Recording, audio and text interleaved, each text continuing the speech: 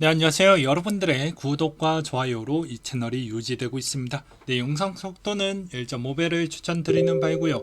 항상 구독자님, 멤버십 회원님들에게 감사하다라고 말씀을 드리면서 제 본 영상은 추세 기반형 투자 분석 영상이기 때문에 참고만 해두시길 바라겠습니다. 네, 이번에 주요 스케줄 일정 먼저 보도록 하겠는데요. 이번에 나토 정상회의가 11일부터 12일까지 있습니다. 일단 리투아니아에서 북대서양 조약기구 정상회의가 열리게 되고요.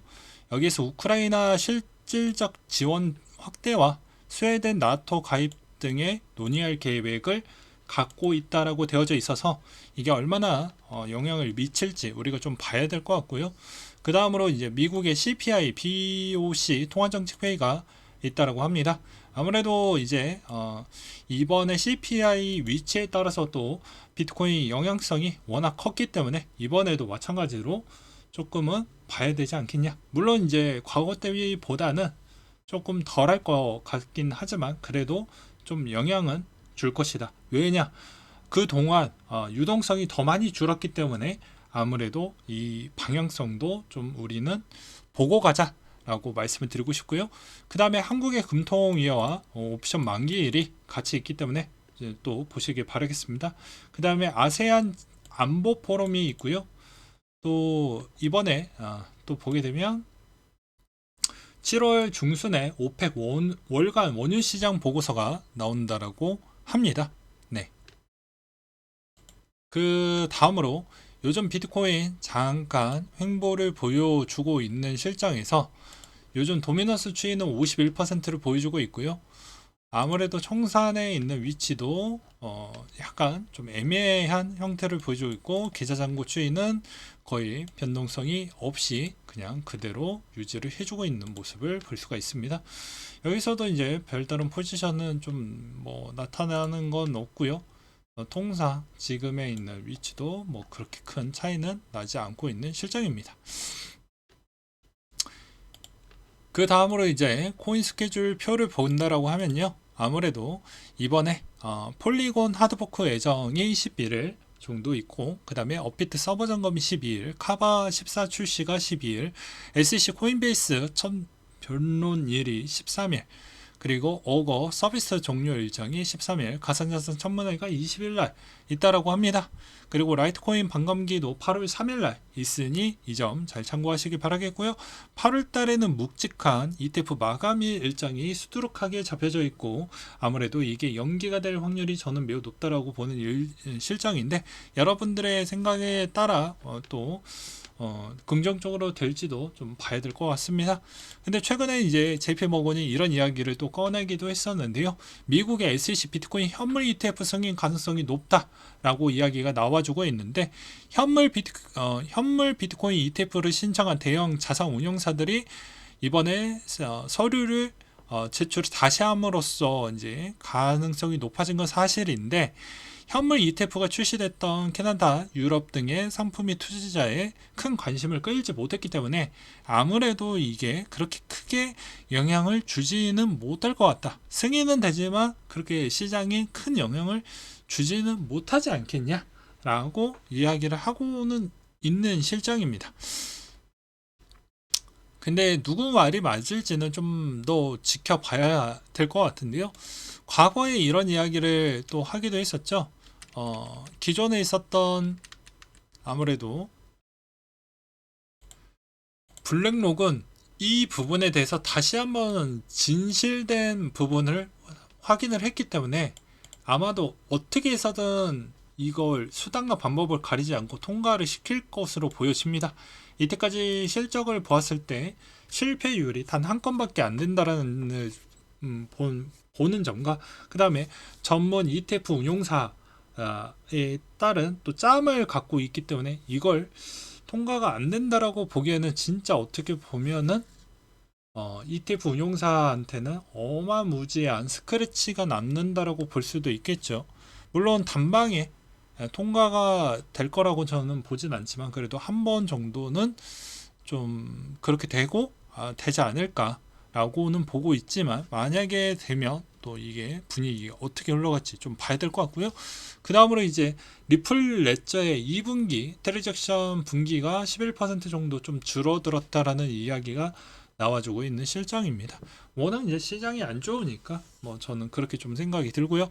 CNBC 쪽에서는 이번에 정치적인 내용을 좀 다루기도 했었는데요. 비트코인 투자자가 아니다. 케네디 주니어가 최대 25만 달러 비트코인을 보유했다 라고 되어져 있는데, 캠페인 기부금을 비트코인으로 받겠다라고 말한 바가 있었고요.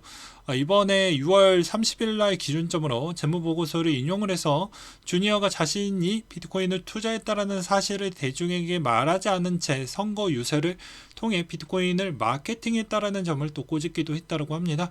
이게 우리에게 어떻게 보면 좋은 장점이라고도 볼 수도 있어요. 그만큼 정치인이 비트코인을 좀 많이 보유했다, 우리가 알게 모르게 이렇게 보는 게 더 바람직할 수도 있고요.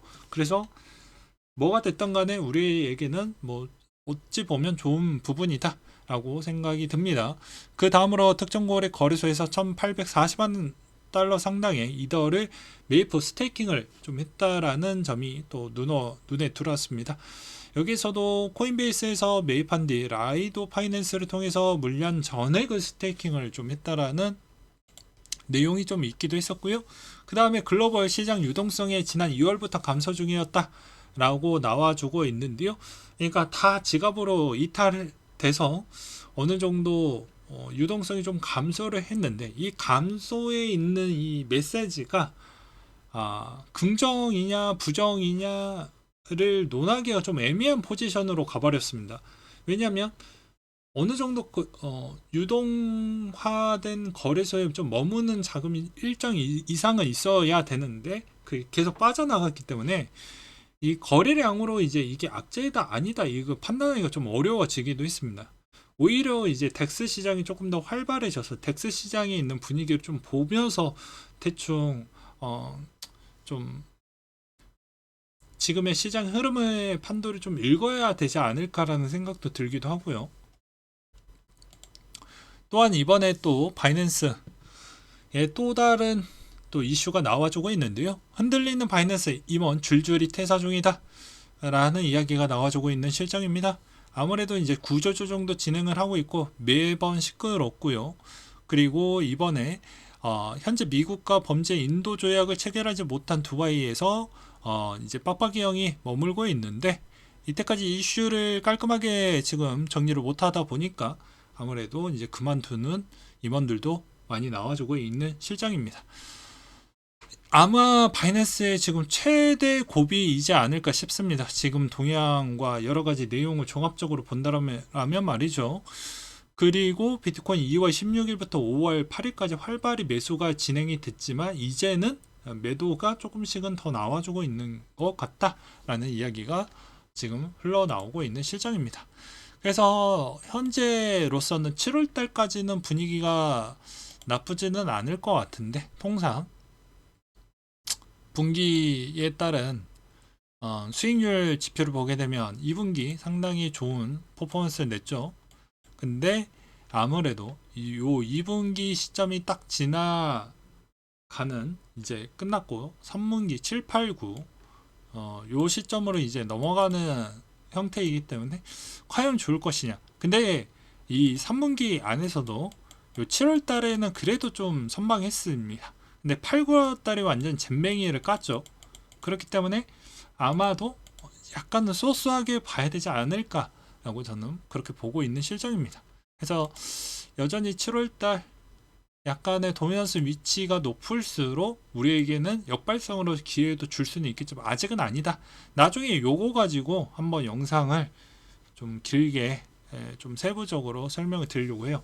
이거 가지고도 충분히 여러분들의 알트코인을 충분히 물을 탈 수 있는 포인트를 충분히 설명을 드릴 수가 있습니다. 네, 오늘 내용은 한번 여기까지, 뭐 주말이고